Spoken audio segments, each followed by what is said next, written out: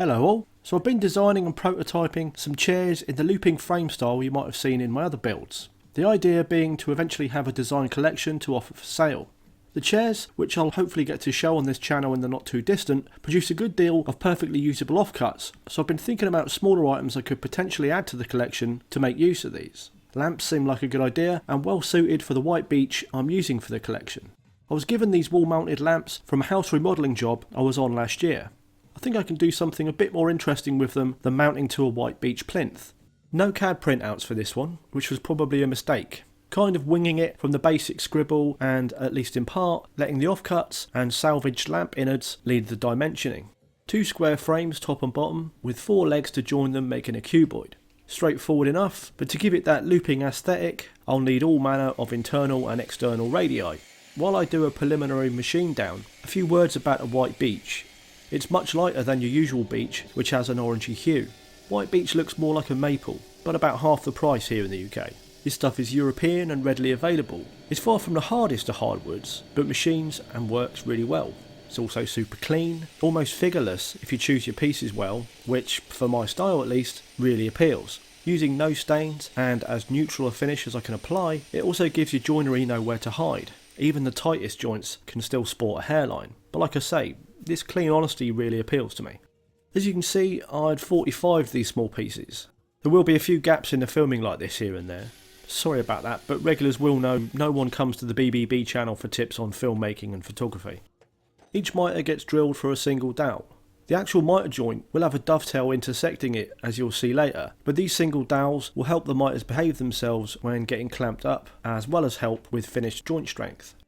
I'm in a pretty tight space here, so I've taken to just getting on with glue ups, rather than have the camera rolling only to knock it over as I run for a wet cloth or a wipe, which has happened a couple of times. Sorry if that ruins any illusion of the perfectly prepared craftsman you may have mistakenly held about me. To start then, the first frame is milled internally, giving me the round corners. I'm using the stops on the machine, which I set to lines I'd marked on the frame. I can then use the first frame as a template to machine the rest using a bearing guided bit. All the internal radii will be 12.7mm, as that's a standard for a multitude of bits I have. External rounds next. I'll be using this router template on the router table, but I like to remove a bit of the meat at the bandsaw first on a larger radius to save fighting the router and coming off the loser.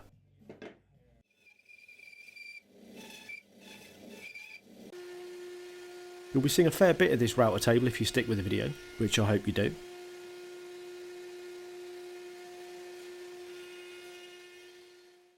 Here I'm figuring out what's to be done with the legs and in what order, and it's become clear how much machining these are going to have to undergo.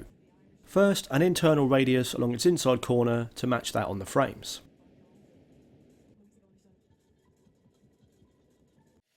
There's a 12.7mm cove cutter in the router.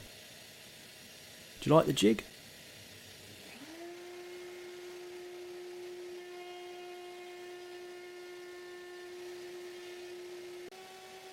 This seems like a jump, but in the order of things, this is how it went. Each corner of the frame getting a dovetail socket, again using a weird jig. The sockets will help me size the tails on the legs accurately.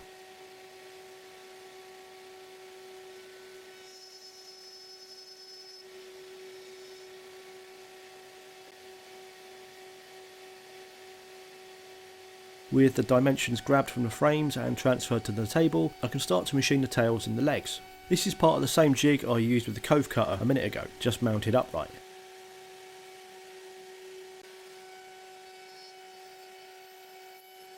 Then fence moved appropriately for machining the other side.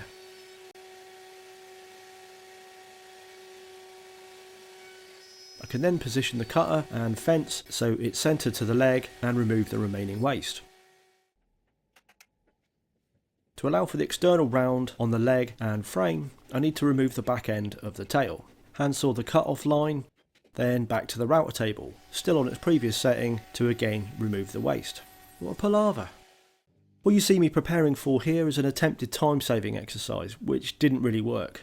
I plan to pre-machine the internal radius on each inside leg face prior to fitting. What works best is assemble and glue up first, then use a template for the internal rounds. But this would mean setting the template 8 times for both shades, which means 8 lots of cutting double-sided tape for each shade, and so on and so on.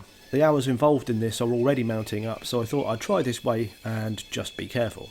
Meat removed on the bandsaw again. With the aid of another quick jig, I creep up on the corners for the internal radius. Softly, slowly like this is, as you'd expect, burning the wood, which is going to cost me more time sanding, so 0 time saved, plus...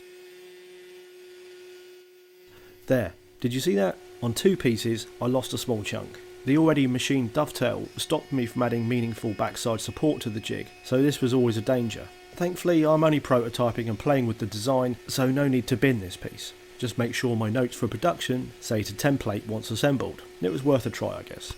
Much more straightforward, here I'm adding a little rebate to one of the inside edges of each frame. These will house the opaque acrylic panels of the shade. Quick dry fit of the leg and you can see where we're at. As you can see, the internal round on the leg still have some bulk on them and need blending in. As I said, turns out the extra sanding needed saves me no time over templating like I should have done in the first place.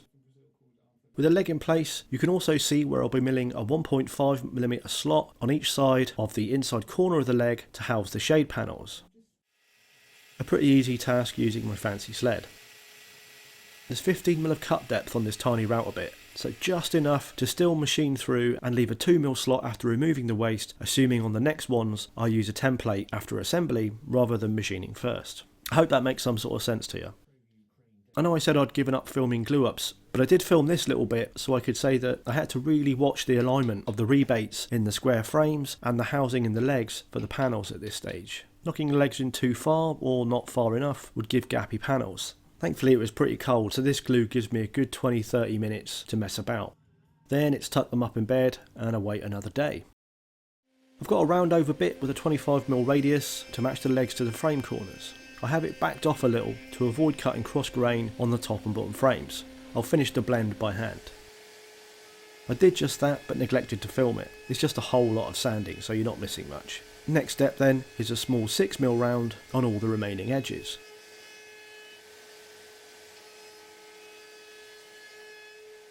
Thought I'd share a quick close-up of the inside again at this point. The dovetail at the top of the leg also had a 1.5mm housing machined, bisecting it to seat the top panel. As you can probably see, this needs a very slight fertile to get it just right. Quite pleased with the alignment of the housings in the leg to the rebates in the frame of the side panels though. I'm hoping the exposed wood in the corners will look neat against the opaque panels inside and out when finished. Don't underestimate how much hand sanding is involved in preparing and finishing these looping frames. You join me here hours later, giving a few light final touches with 320 grit. Now clearly the shade frame didn't create nearly enough professional challenges, so stick with me as I overcomplicate the base to house the lamp. These rather conveniently sized lumps are end pieces from the original rough sawn stock. The radius on the template here is 10mm, which should be ideal for nesting inside the shade frames, giving a couple mil clearance all round. As you saw from the opening shot, these are to be rotating bases. Rotate to switch on or off. First step in achieving this is resawing the base blocks. To allow for unimpeded rotation, I'll be mounting a bearing and a host of spacers and standoffs through the centre. I start with a 2.5mm guide hole through both base pieces. Then comes a host of multi-level drilling with different sized bits. This can take a little bit of working out. Once I had worked out the drilling order, the process was made fairly straightforward using this drill guide that Banggood sent me to look at. I'll do a proper video review of this soon if anyone's interested. This isn't finished yet, but you can see there what I mean by multi-level drilling. The shade is going to rest on the base via these aluminium studs. They're actually standoffs for profile CNC builds. They'll be screwed in place, but I want to seat them just slightly in the base. A good thing about this drill stand is it not only has a fence, but a set of flag stops too. This makes repeat ops, like shallow housings for the studs on each side of the base, really quick and straightforward. Just 1.5mm deep, and the stud fits like a glove. I also want a housing in the shade frames to receive the studs, properly nesting the shade when fitted, but also allowing for easy removal to clean or change a bulb. Obviously I made the bases at the same time as the shade frames, so this is kind of a jump back in the build a little, but makes sense to separate the build process for each part in the video I think. Making use of the fence and flag stop on the drill guide again, then a little clean up to finish the housing.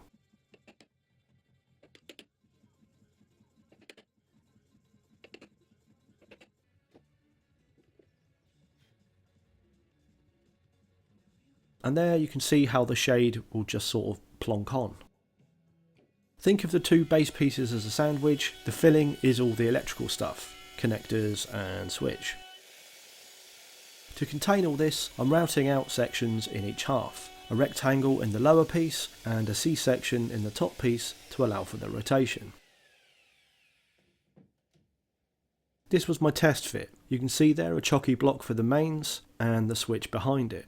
The switch is tethered to the top piece to turn on and off when rotated. There's a return spring and a simple screw to limit the extremes of movement. You can also see the bearing, bolt and spacers through the centre there too. Works quite nicely. I can commit to applying finish at this stage. As pretty much always, it's Bona Mega Natural to give me the almost untreated look, retaining the nice pale colour of the white beech. The studs are seated and finished with nice little stainless slot screws. Really maintains that clean aesthetic with the beech, I think. I didn't go mad cleaning up the hollows for the electricals. They aren't out to a customer or anything, but before final assembly, thought I'd show you the inside with all the wiring in place. Finishing touch for the base is some nice soft, non-marking white rubber feet. These are 3M self-adhesive ones. Again, a slight shallow housing for them as this will help them stay in place long term. This is the opaque acrylic. I sized all the panels on the table saw, cuts lovely and clean with a crosscut blade.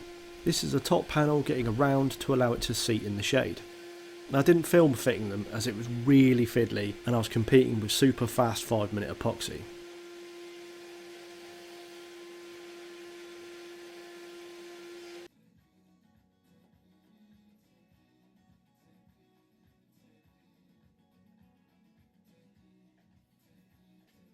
Shade on, shade off. And finally there we are, all finished. The twist on, twist off feature for the lamp isn't something I'd bother keeping for any production runs. Just a bit of fun really. A simple external switch as per the norm would be fine. It's the shade I was prototyping here really. By prototyping I mean that this isn't the project and move on. It's an exercise to try a design, take notes as I build, and hopefully refine not only the design but also the production stages. The only thing I'm really disappointed with and needs to change is the internal rounds on the legs of the shade. I was trying to cut time and instead spent more trying to make them good, with limited success. A simple router template will solve this as it's what I've been doing for the chairs. But I think overall they're quite visually pleasing and give a nice diffuse light. I will refine them and hopefully add them to the collection I think. So I hope some of you have found the process of me working through this interesting, and as always if you've made it this far, thanks for watching.